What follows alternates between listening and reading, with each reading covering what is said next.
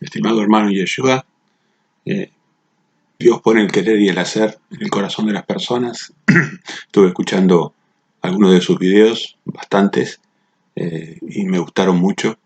Y como le digo, Dios pone el querer y el hacer, así que hoy me estoy comunicando con usted, de siervo a siervo, de un hermano hacia otro, y quiero dejarle un mensaje para que usted lo analice, y si es de deseo de su corazón, después me comente o podamos establecer un diálogo, un cambio de pareceres. La intención es siempre el amor, no nada más que eso. Es el amor cristiano, el amor ágape, de ayudarnos unos a otros. Muchas veces en los años de prédica he tratado de ayudar y me terminaron ayudando a mí. Así que, bueno, nunca se sabe, ¿no? Esta vez cómo resulta. Pero quería destacar, eh, quería destacar que usted tiene bien claro que lo importante es tener a Yeshua en el corazón y en la mente y moverse desde el amor y desde la fe hacia obras que Dios nos pide. Y no al revés, no andar por obras, sino andar por fe y por amor. Y desde la fe y desde el amor, ahí sí, llegar a las obras. Así que el enfoque está perfectamente direccionado, bien equilibrado. Después reconocer que la salvación tiene que ver solamente con Yeshua en nuestro corazón y que es una dádiva, que no hay obra que pueda hacer que nosotros recibamos ese privilegio. Así que bueno, eso también me pone muy, muy feliz que usted pueda ver esto. Por otra parte, quiero reforzar el concepto que somos salvos por fe en Yeshua. La fe es una certeza, es la certeza de que Yeshua está con nosotros, de que nos guía, y, y que uno es salvo por fe, que es dádiva de Dios. Como dice el apóstol Pablo en Efesios 2:8, ¿no? La fe es una dádiva. O sea que si es dádiva no se pudo hacer nada de obras para ganarlas. Está clarísimo eso. La fe, Yeshua en nuestro corazón, la certeza de Yeshua, la certeza de su reino, la certeza de su propósito, la certeza de su Padre. Todo lo que nos da Yeshua en nuestro corazón, en nuestra mente, hace que nos movamos a obras. Y no al revés. Muy bien. Pero recordemos siempre, porque es muy importante que la oveja reciba un mensaje claro. Pero el siervo Santiago nos dice que la fe sin obras se muere. Y eso lo sabemos en la práctica. La fe es como una dádiva viva, un regalo que nos dio Dios, que hay que regarlo de obras. Si uno no tiene obras, entonces es muy importante que en los años de hacer congregaciones o de ayudarlas desde afuera y uno llega a la conclusión de que los líderes, los pastores, cuando tienen un discurso muy cargado en la fe y poco en las obras, se desbalancea el tema y empieza a aumentar el pecado. Y lo contrario también, una congregación fría, sin amor, pierde la fe y las obras se vuelven hipócritas, como todo Cristo, Yeshua, Jesús en la tierra, a una clase que se había perdido el amor y por ende había perdido la fe en él, en su padre, o nunca la tuvo siquiera, y, y tenían obras, sí, querían salvarse por obras, pero esas obras los conducían necesariamente a la hipocresía, porque tenían que simularlas, no tenían recursos espirituales para hacer frente a las tentaciones del mundo. Su carne crecía cada vez más y las obras se les hacían cada vez más difíciles de hacer, porque el espíritu se había debilitado. Así que bueno, somos salvos por fe, y eso es la dádiva de Dios. Pero la fe sin obras se muere. Entonces es muy importante que las ovejas reciban un enfoque equilibrado. Eso las va a llevar a la vida eterna, a la felicidad. La obra alimenta. Si uno puede, la oveja tiene que hacer toda la obra que puede hacer para Dios. Desde el amor, desde la fe, no desde la obligación, sino de lo que sale del corazón, pero estimularla a que lea la palabra por sí misma, que analice, que prepare temas, que ore continuamente, que tenga vida espiritual, que se cargue de combustible espiritual. Y después que haga discípulos. Todos estamos llamados, hasta la ovejita más simple puede ser padre y puede enseñar. Entonces también puede ser padre espiritual de otra persona. Dios le va a poner la persona que ella pueda ayudar. Tiene que hacer discípulos, predicar, ayudar. Todo eso va a hacer un balance en la oveja, un balance positivo, ¿no? Así que bueno, y nosotros, los que tenemos la gran responsabilidad de pastorear los rebaños de Yeshua, de Jesús, tenemos que tener un enfoque balanceado. No perder el amor y la fe en pos de obras, y tampoco lo contrario. No debilitar nuestra fe, porque esa fe se alimenta de obras de bien, de las obras que Él mandó con cierta prioridad. Así que bueno, yo estoy contento de que ustedes vean estos puntos. Me alegra muchísimo encontrar un enfoque balanceado. Primera de Pedro 2:21 dice que tenemos que seguir sus pasos con sumo cuidado y atención. Con sumo cuidado y atención. Si usted ve, hermano, desde arriba una montaña, la obra de Yeshua, Él vino a seguir sus pasos, ¿no? Grandes pasos. Él vino a sanar y a predicar, a ser discípulos, a dejar una congregación, que no le importó el número, eran pocos, muy pocos. De hecho, después de su muerte eran 120. Así que, y eso que él tenía Espíritu Santo en carácter de lluvia y era el poseedor del Espíritu Santo de Dios, y entonces podía hacer milagros, y bueno, pero ni siquiera. Las personas que reaccionan positivamente son muy pocas, el camino es estrecho. Así que no hay que afligirse si las congregaciones son chiquitas. Al contrario, por el contrario. Si es pura la doctrina, la congregación va a ser chica. Uno ve eso también en la práctica. Congregaciones enormes cuando la doctrina es laxa, cuando la doctrina no es estricta. Entonces ahí están apacentando seres que no son ovejas de Dios, lamentablemente.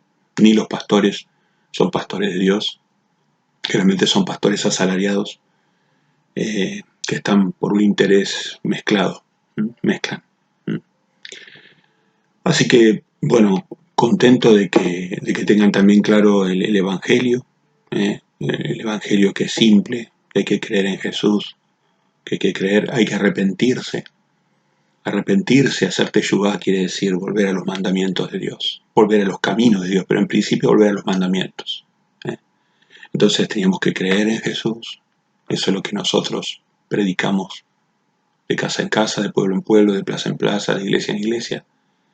Arrepentirse, volver a los mandamientos de Dios, empezar por los grandes, que eran los que conocía el pueblo de Dios cuando Yeshua predicó en la tierra. Conocían, no tenían Biblias, no existía el Nuevo Testamento, o sea que el arrepentimiento se daba exclusivamente por los mandamientos de Dios. Y las personas conocían a gatas y conocían los 10 grandes mandamientos. Entonces el arrepentimiento se da básicamente al aceptar, a creer en Yeshua y someterse a su voluntad en base a los mandamientos. Después, la doctrina sana exigía el bautismo en agua por inmersión, y eso era una solicitud de conciencia sana en base al arrepentimiento para recibir el don del Espíritu Santo.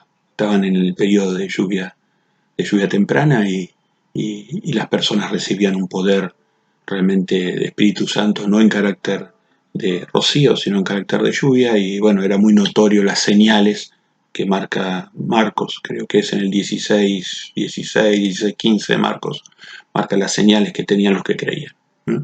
Hoy nosotros no vamos a ver esas señales todavía, bueno, pero de esto se trata este video. de ir buscando el pueblo, de que vayamos buscando, que vayamos encontrándonos, ¿no? Así que bueno, dentro de ese arrepentimiento, Dios dio mandamientos claros, dio mandamientos o tres grandes amores, ¿no? Dios es amor y sus mandamientos son amor.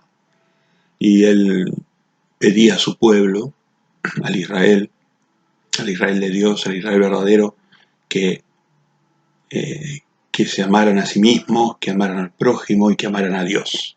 Y el orden era, obviamente, nosotros lo ordenamos eso y es amar a Dios en primer grado, segundo, amar a nuestro prójimo y tercero, amar a nosotros mismos, ¿no? Amar al prójimo como a nosotros mismos. Esos eran los tres grandes amores que se le explicó a Moisés. Se llamaba el amor a Javá. Y se le explicó a través de los 10 mandamientos de amor en el Pentecostés. Cuando recibieron los 10 mandamientos de amor en el Pentecostés, en el mismo momento que recibieron el Espíritu y que ese Espíritu les permitía entender esos 10 mandamientos. Los dos Pentecostés fueron sincronizados. Así que bueno, los mandamientos de amor los recibieron en 10, como sus 10 dedos, para que usted todo lo que haga, lo haga conforme a esos mandamientos, para que no se olvide que son 10. Y 10 dedos también en los pies para que cuando usted camine, lleve esos mandamientos. Los lleve. No solamente los haga, sino los comparta. Ese es un acto de amor genuino. Así que esos tres amores, a sí mismo, al prójimo y a Dios, o a Dios, al prójimo y a sí mismo, se explicaban en principio con los 10 mandamientos, la forma en que Dios quería ser amado, y bueno, y la forma en que debíamos amar al prójimo. Y esos 10 mandamientos se abrían en testimonios, estatutos, decretos, parábolas, milagros, un montón de enseñanzas que colgaban del amor a Javá y de los 10 mandamientos. Colgaban un montón de enseñanzas, que hoy están inscriptas en 66 libros, o 73 libros si quiere. Y esos 66 libros nos cuentan los detalles de ese amor. ¿Mm? Así que bueno, acá va mi primer estímulo hacia que la doctrina pura tiene que ver con lo que Yeshua enseñaba claramente y sus apóstoles también. Si quieres entrar en la vida, guarda los mandamientos. Esta era la respuesta que Yeshua tenía a flor de boca. A veces lo dijo directamente, así como en Mateo 19:17, y otra vez se lo decía en forma de parábola, pero ese mensaje llegaba claramente. El comienzo de la salvación es honrar su ley eterna y universal. No existía la interpretación paulina de la ley en ese momento. Las personas conocían los 10 mandamientos, a diferencia de hoy, que nosotros tenemos que enseñar los primeros, porque Constantino hizo un trabajo muy importante en el 321. Así que, siguiendo sus pasos con sumo cuidado y atención. Obviamente que nosotros entramos en el nuevo pacto, que usted lo tiene claro. El nuevo pacto de Jeremías 31:31 iba a poner su Torá, su instrucción, su ley en nuestra mente y nuestro corazón. Ya ya era una cosa que salía de la mente y del corazón, desde el deseo, ¿no? La mente es lo racional, la memoria, lo racional, pero a su vez desde el corazón, ¿no? Inscribirla en el corazón, Jeremías 31:31, escribir en el corazón quiere decir que ya iba a estar en nuestros deseos. Y de hecho, es una realidad, es deliciosa la Torá de Jehová. Y bueno, es deliciosa, se cumplió. Él en sus siervos va poniendo eso inexplicable, que se hace deliciosa la palabra y sus mandamientos, y honrar sus mandamientos. Entonces, obviamente que hay cosas que son contextuales en la Biblia, hay testimonios, estatutos, decretos, hasta algunos parábolas o milagros que algunas quedaron en el pasado y no pasaron el nuevo pacto. Pero sus mandamientos son eternos. Este es el punto. Sus mandamientos son eternos dentro de la ley de Dios. Lo que tiene más peso, lo que explica su amor, es lo que explica su amor a Javá.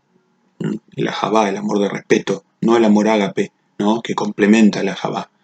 El amor perfecto de Dios es el Javá más el ágape, el respeto por el otro más la entrega por el otro. Y el ágape lo enseñó Yeshua personalmente cuando estuvo en la tierra. Entonces hay cosas contextuales, hay elementos de testimonios o estatutos que sí se abolieron. De hecho, por ejemplo, todo lo que a Noé se le explicó cómo hacer un arca, nosotros no tenemos que hacer un arca porque eso era contextual.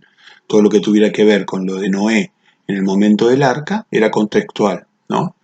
Después Pablo explicó muy bien que el pacto abrámico se había cumplido con Yeshua, con la venida de Yeshua. Entonces ya no teníamos que circuncidarnos.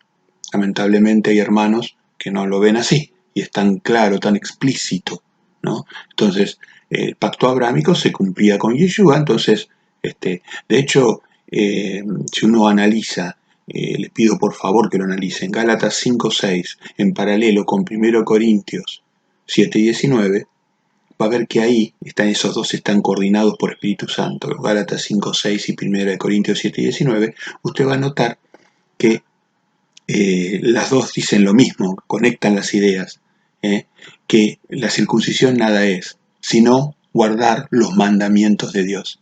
Quiere decir que la circuncisión no tenía el nivel de un mandamiento, porque si hubiera tenido el nivel del mandamiento, era un estatuto, un decreto, pero no era un mandamiento. Entonces, si hubiera tenido digamos, el carácter legal de mandamiento, hubiera sido eterno.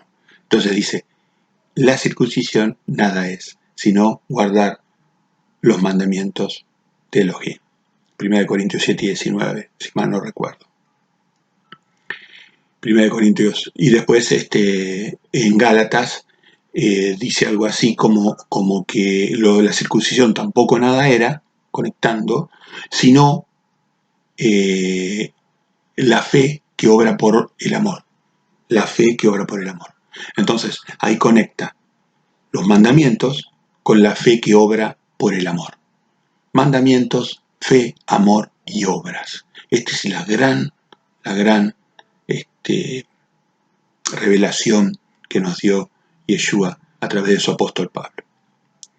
Entonces el Evangelio sigue siendo simple, balancear fe con obras, creer en Yeshua, recibirlo en su corazón, desde el corazón arrepentirse y empezar el camino donde Él nos va a ayudar a sobrellevar nuestros pecados, nuestras faltas, nuestras debilidades, bautizarse, recibir el Espíritu Santo y después, bueno, tener un camino hermoso junto a nuestro Dios, a nuestro Señor, nuestro Rey, nuestro sacerdote, nuestro mediador con el Padre, ¿no? Mateo 19:17, recuérdenlo. El punto de partida de una relación sana con Dios, una relación de vida, es guardar sus mandamientos. Si quieres vivir, guarda los mandamientos. ¿Cuáles? Los 10 de Moisés. Y si quieres ser perfecto, entrégate totalmente a mí y sígueme. Ahí ya estaba generando dos situaciones. Los requisitos de vida que Dios no va a permitir que personas viven eternamente que no respeten el amor a sí mismo, el amor al prójimo y el amor a Dios. El amor a Dios, el amor al prójimo y el amor a sí mismo.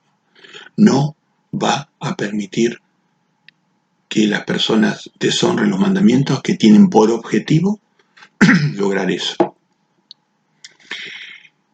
Así que bueno, algunos testamentos, algunos decretos se colgaron en la cruz junto con Yeshua.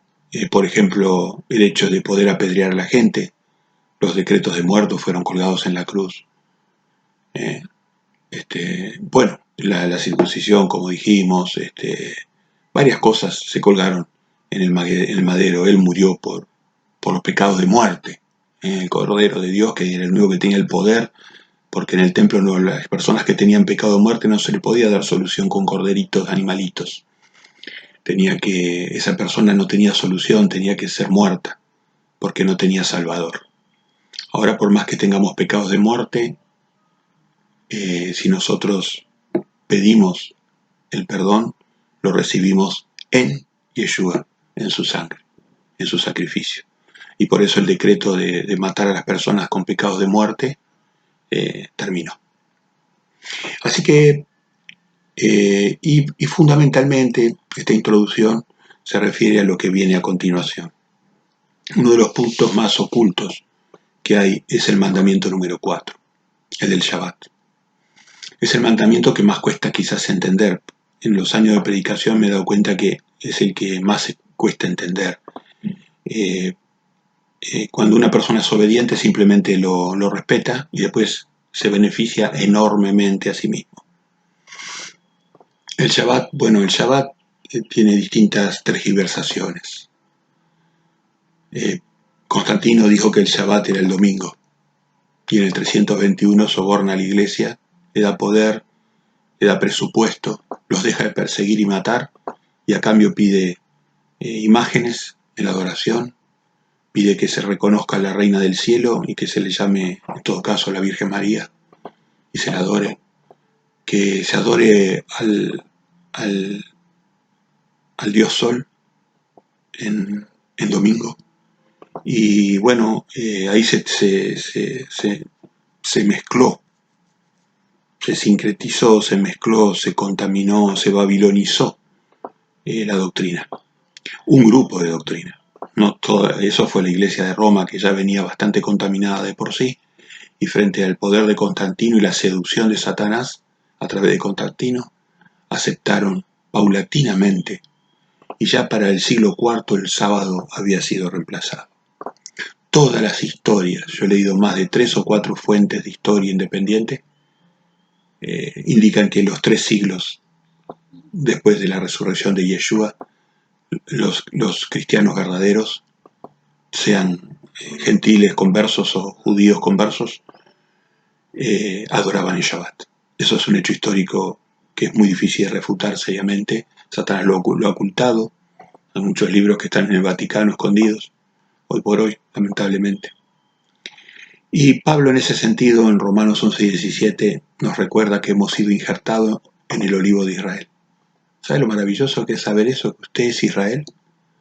Ya sea una rama natural, que siempre estuvo ahí, o una rama gentil que se injertó. Usted empieza a nutrirse de la savia de Israel, de la savia de ese olivo. ¿Dónde están las raíces de Israel? Los que llamaban los testigos de Jehová verdaderos, ¿no? Isaías, Ezequiel, Jeremías, que testificaban de Jehová, o de Jehová, como se dice en hebreo. Ellos testificaban, los testimonios. Ellos eran la raíz de Israel. La Torá dada a Moisés, la santa Torá, la bella, la hermosa, la deliciosa Torá. Los mandamientos de Dios puros, puros como el agua pura. Entonces esos mandamientos eran las raíces y nos hemos sido injertados en esas raíces. El sábado nunca fue abolido. No va a encontrar ningún texto. Sí tergiversan los indoctos inconstantes, como decía Pedro. Indoctos e inconstantes, 2 Pedro 3:16. Sí lo tergiversan a Pablo.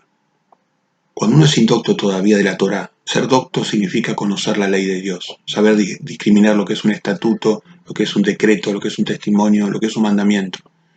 Un indocto mezcla, entonces se confunde.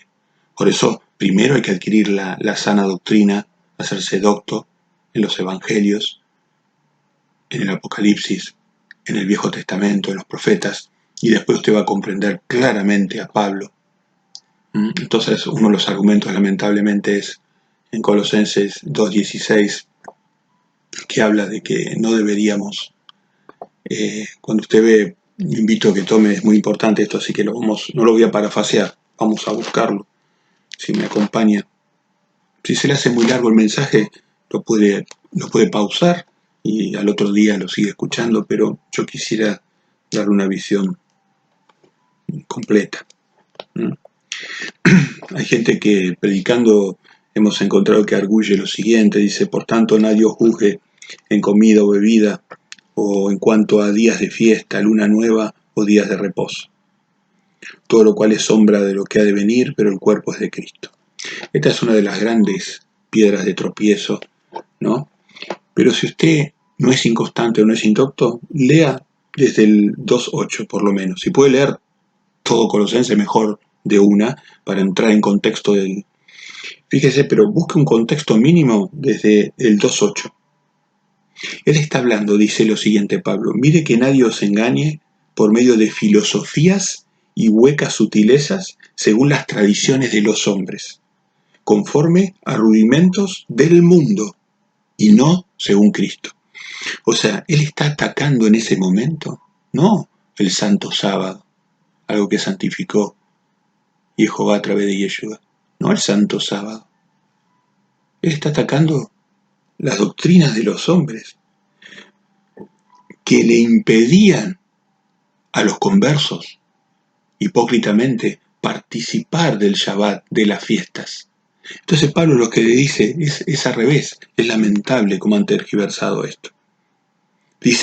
Le dice a los colosenses, que mayoritariamente eran griegos conversos, dice, nadie os juzgue, que nadie los discrimine, que los dejen entrar, porque los tenían ahí afuera en la puerta de la sinagoga.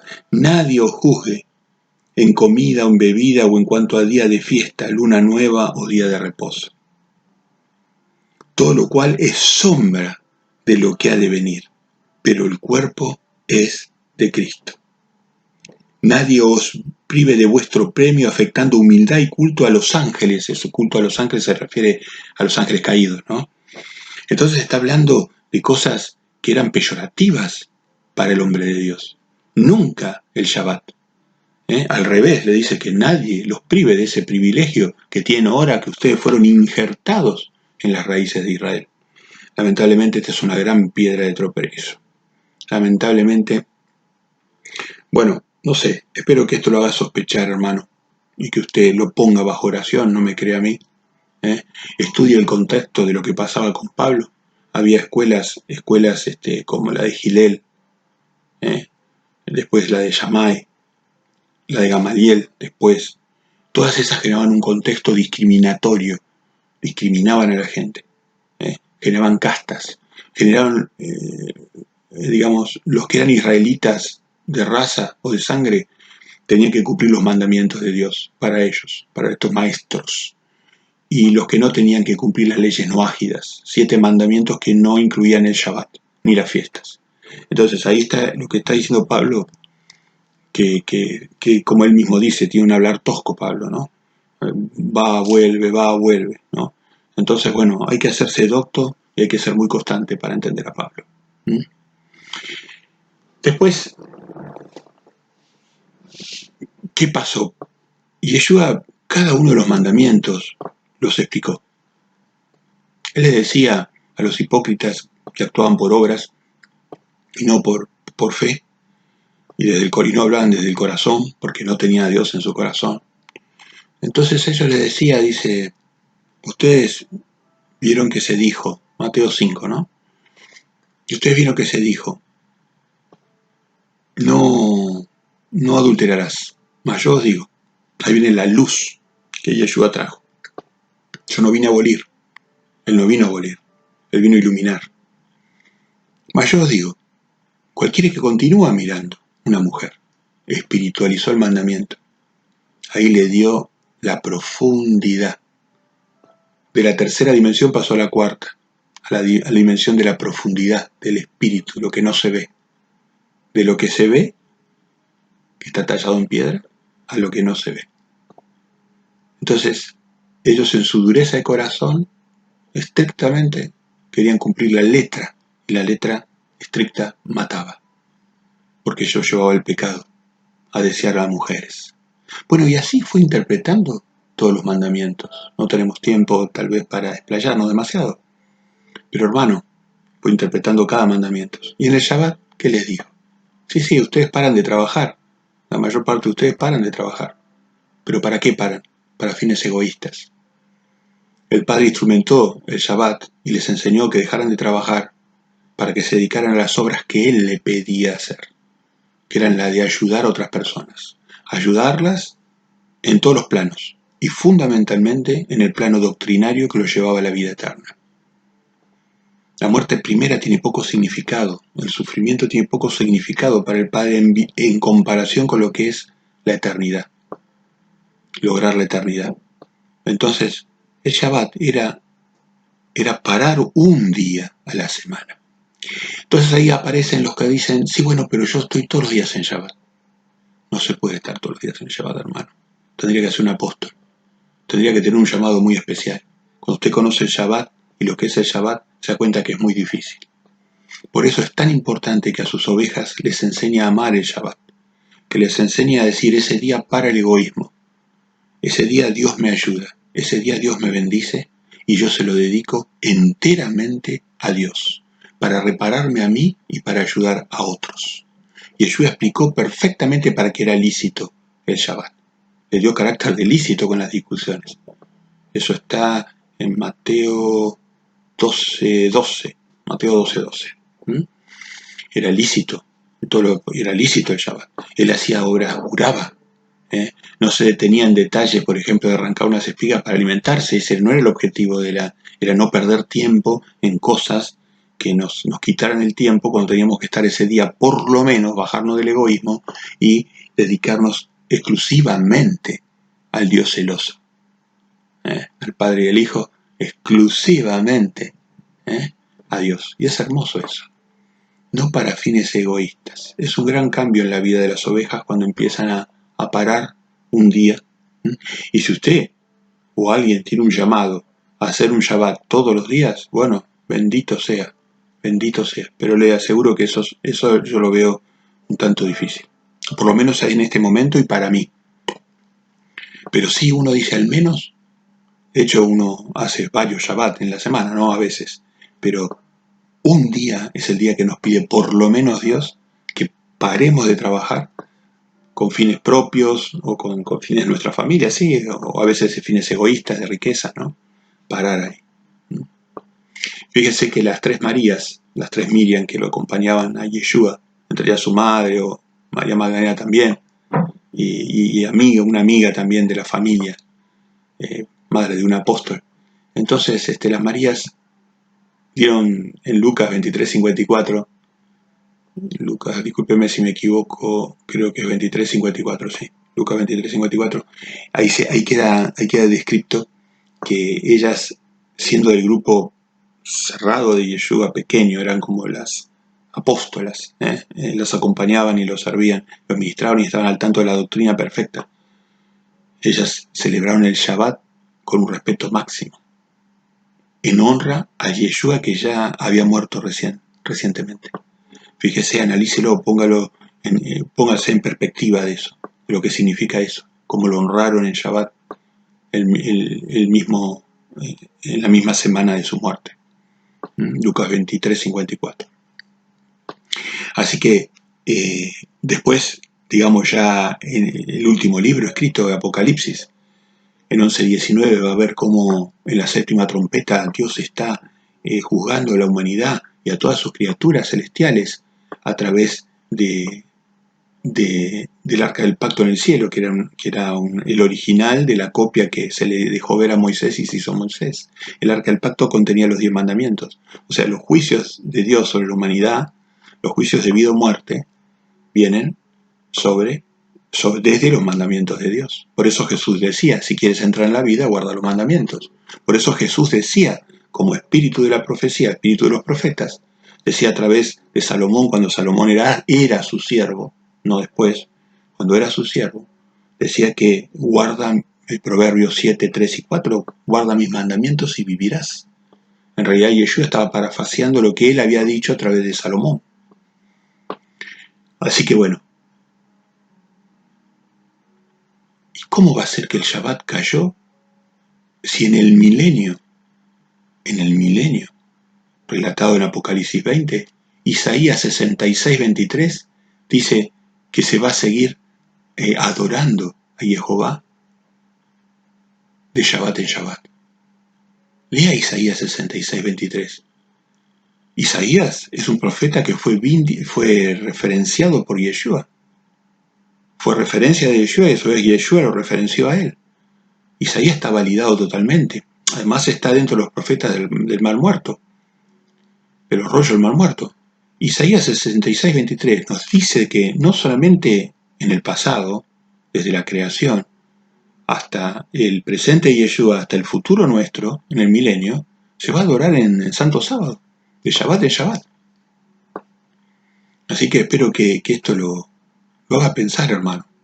Es muy importante porque nosotros llevamos otras ovejas, tenemos una carga de responsabilidad. Es muy duro lo que dice cuando uno no lleva las ovejas a la vida.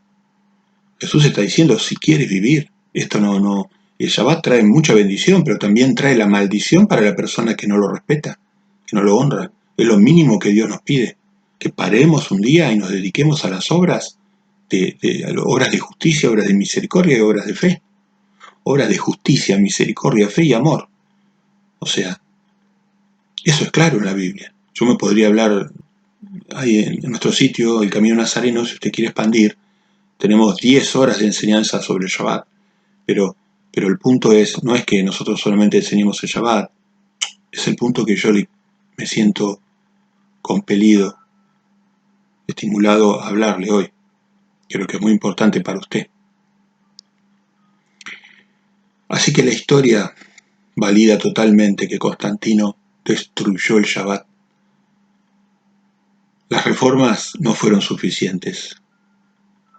Siempre hubo iglesias o congregaciones que respetaron el Shabbat, fueron las perseguidas, fueron las que mataron, fueron las que tuvieron que huir a América.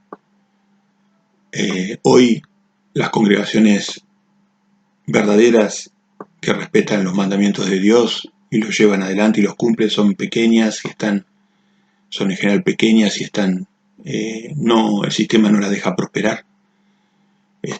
Usted va a ver cualquier pastor falso, va a ver que tiene miles de entradas en internet, y cuanto más sana sea su doctrina, hay una inteligencia atrás de esa inteligencia cibernética que no permite que la doctrina llegue. Pero Dios hace que la información llegue a su pueblo. Y por eso, porque creo que usted es pueblo. Usted es pueblo selecto. Por eso yo estoy acá, tratando de hacerlo reflexionar sobre este tema. Nehemías 13:17 nos cuenta la historia de cómo el pueblo de Israel llegaba a la idolatría y a cosas tremendas como la fornicación y a quemar a sus propios bebés, a los dioses Moloch y demás, los dioses falsos, y que el primer paso que daban era perder el Shabbat. La mayor parte de las congregaciones que pierden el Shabbat o que han perdido el Shabbat son idólatras de sus pastores, o son idólatras de las organizaciones, o tienen idolatrías hacia cosas vanas. Lamentablemente, el perder el Shabbat, donde Dios nos santifica, donde Él santificó el Shabbat. ¿Cuántas cosas hay santas en la Biblia? Usted las puede contar con los dedos de una mano. Una de esas es el Shabbat.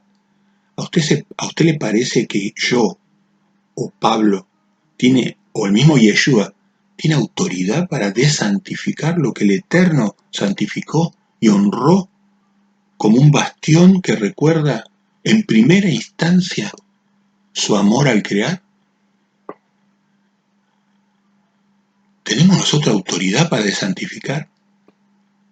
Si usted se diera cuenta, hermano, lo grave que eso es para Dios. Si quieres entrar en la vida, guarda los mandamientos. Si quieres ser perfecto, deja todo y sígueme. Nehemías contaba cómo la idolatría, cómo el pueblo de Israel caía en la idolatría por no respetar el santo sábado. Y ahí nos cuenta en el capítulo 13 cómo Dios tomó la dura decisión de destruir su casa, su templo en la tierra, destruirlo, esa hermosísima obra arquitectónica, destruirla para hacer reflexionar a su pueblo. Tomó la decisión durísima de destruirla, casi con exclusividad, por no cumplir con el Shabbat. Las raíces de Israel no es solamente el Shabbat, son los mandamientos en su totalidad, en su ética total, en su moral total. También es interesante entender cuáles son los alimentos que Dios dio como alimentos. Hay cosas, digamos, vivas que no son alimentos. Entonces también Dios nos enseña en las raíces de Israel qué cosas son buenas para la salud. Las cifras de enfermedades hoy es terrible. Las personas no respetan, no santifican su cuerpo. Hasta un animalito, un gato, una vaca, un ciervo es más selectivo de la comida que los propios seres humanos. Nos parecemos a cerdos, los cuales no debemos comer. Nos parecemos a los perros, los cuales no debemos comer. Entonces, no es solamente el Shabbat volver a las raíces de Israel, es comprender la bondad de Dios. Y recordemos Apocalipsis 11:19. Y ahí en el contexto de Apocalipsis 11:19, ¿quiénes eran los santos para Dios en Apocalipsis? Discúlpeme si me equivoco en el texto, pero es Apocalipsis 12, 17 y 14, 12. No, creo que no está equivocado. Busque Apocalipsis 12, 17 y 14, 12. ¿Quién eran los santos? Yo lo parafraseo. Los que guardaban los mandamientos de Dios. Esa palabra mandamientos, de las muchas que hay, coincide con los 10 mandamientos de Moisés. Los que guardan los mandamientos de Dios y tienen el testimonio y la fe de Yeshua, de Jesús. Esos eran los santos de Dios en el último momento. En el último momento, en la llegada de Yeshua gloriosa, sus santos, los que guardan los mandamientos. ¿Qué vamos a predicar? ¿Que los mandamientos de Dios son válidos? Todos, menos uno. Qué discurso tan ridículo, ¿no? Por eso el maestro hizo la parábola de las 9 monedas de la mujer, o sea, de la religión que había perdido una moneda. Tenía que barrer su casa y encontrar la moneda perdida. Barrer su casa y encontrar la moneda perdida. Bueno, hermano, que me gustaría saber de usted en cuanto a esto, que lo reflexione, que tengo muchas cosas más para comentarle con respecto a este punto. Jesús, a ver, alguna cosa más. En Mateo 24:20 le decía a sus discípulos, que eran los que no iban a morir en el asedio romano a Jerusalén en el 69-70, de la era común, por Tito. Les decía a sus discípulos de Mateo 24:20 que teníamos que rogar para que la huida no sea en Shabbat. ¿Por qué decía eso? Fíjese que él estaba haciendo una profecía de algo que se cumplió mucho después de Pablo, 70, mucho después de que Pablo estaba predicando, mucho después de la resurrección de Jesús, y le estaba diciendo a sus siervos que obviamente nosotros sabemos que como no podemos abandonar las ciudades, porque Dios lo considera innecesario en Shabbat, porque uno tiene que honrar el tiempo al máximo posible en cosas de justicia, misericordia y fe y no viajes. Y entonces, como sabemos eso, los siervos de él íbamos a tener esa disyuntiva. Si huir o obedecer la instrucción del Shabbat. Por eso él decía, recen. Y la historia indicó que ellos en realidad, porque mire cómo son las cosas, la toma de Jerusalén fue en Shabbat. Fue en Shabbat. O sea, estaba diciendo algo bien profético. Pero sus siervos, cuando hubo el amague de tomar a Jerusalén y vieron la cosa repugnante en Jerusalén, ya se habían escapado, haciendo caso al maestro. Y no tuvieron que huir en Shabbat. Pero los que se quedaron hasta el último momento fueron muertos, lamentablemente, en Shabbat. No hicieron caso y fueron muertos en Shabbat. Él es el Señor del sábado. El milenio se le llama el Shabbat. Él es el Señor del sábado. Nosotros no podemos explicarle a Él cómo se adora en Shabbat o qué es bueno hacer en Shabbat. Como esos fariseos hipócritas que le corregían a Él en cuanto a si se podía comer una espiga o no comer una espiga en Shabbat. O si se podía resucitar, todo lo contrario, o si se podía sanar. Ellos lo único que hacían hipócritamente es no trabajar, pero el tiempo que ganaban no lo aprovechaban en lo que Dios les había pedido. ¡Qué hipócritas! Y Pablo, hablando de hipocresía, en Romanos 7:7, ¿no dice que él conoció el pecado gracias a la ley? A la ley de mandamientos está hablando, porque menciona la codicia. Claro, fíjese, Romanos 7:7. Yo conocí el pecado, el mal, a través de la ley de mandamientos. Ahí se está refiriendo no a la ley de la carne, a la ley del mandamiento, porque ahí mezcla ley de la carne y ley de mandamientos. Pues. Pero Romanos 7:7, fíjese Romanos 7:7. Ahí está clarísimo. Él conoció lo que es pecado, entonces incumplir el Shabbat es un pecado, como matar, ¿no? Peor es incumplir el Shabbat. La idolatría, la fornicación, el deshonrar a los padres, bueno, el adulterio, es un pecado más, y grave, era capital en época de Moisés. Después, obviamente, el decreto de muerte, como dijimos hoy, fue eliminado. Ahora, ¿qué pasa si me equivoco yo, por ejemplo, y estoy exagerando, y le enseño a las ovejas que tienen que respetar el Santo Sábado para hacer obras de misericordia? Si yo estuviera equivocado, no estoy equivocado, sería rarísimo, pero podría ser, ¿no? Somos seres humanos, podría ser que uno estuviera equivocado. Pero si yo me equivoqué, ¿a dónde llevé esas ovejas? A que paren un día de sus egoísmos y se lo dediquen a Dios. Ahora, si el equivocado es usted, ¿qué puede pasar? ¿No sería verdad lo que dijo Yeshua? Si quieres vivir, guarda mis mandamientos. ¿Quién era el mentiroso?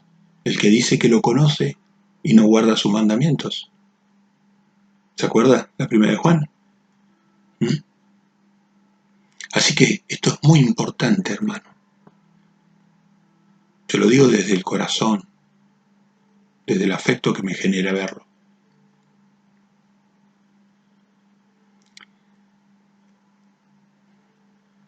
Creer y arrepentirse. Creer y arrepentirse. Recibir el Espíritu Santo y ser guiado por Espíritu Santo.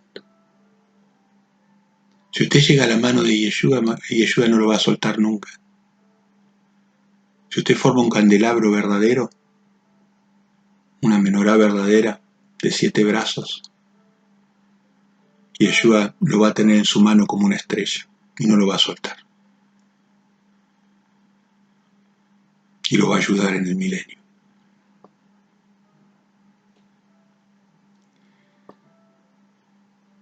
Así que bueno,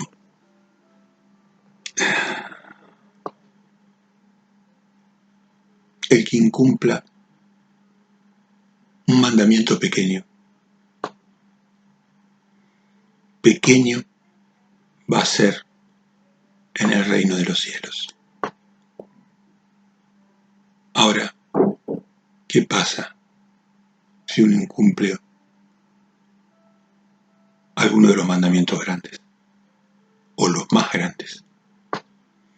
La ley de mandamientos en la sana doctrina indica que hay dos mandamientos más grandes.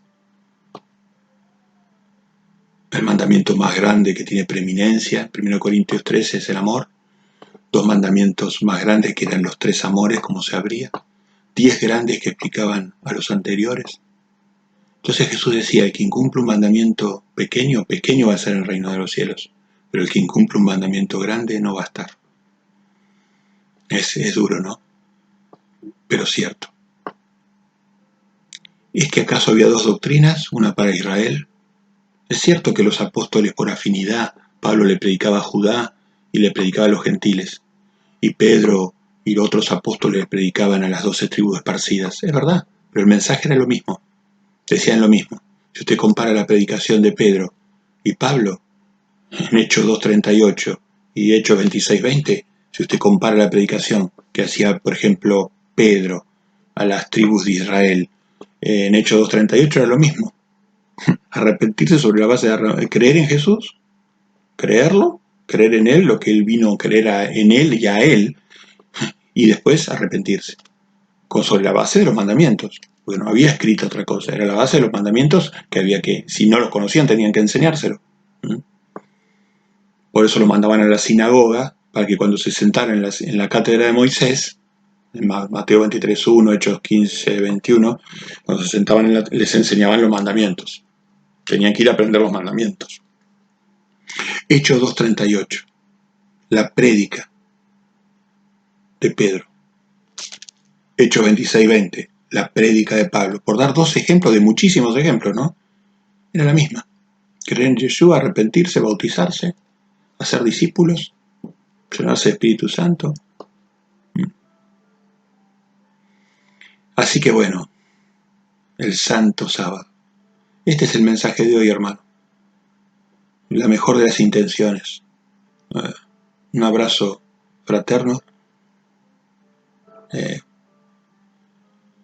Siempre que, si usted lo siente esto como, si esto le hace perder su paz, su shalom, es por un propósito que Dios tiene para usted. Así que, bienaventurado, feliz. Un poco Dios nos disciplina siempre, es necesario. Pero a los que disciplina es porque tiene Dios preparada una obra muy importante. Cuando yo lo escuché, sentí que usted tiene un futuro importante. Yo soy un hombre, nada más. Pero bueno, así operamos por fe. Operamos por lo que Dios pone en nuestro corazón y esta ha sido la intención. Querido hermano, hasta siempre. Amén.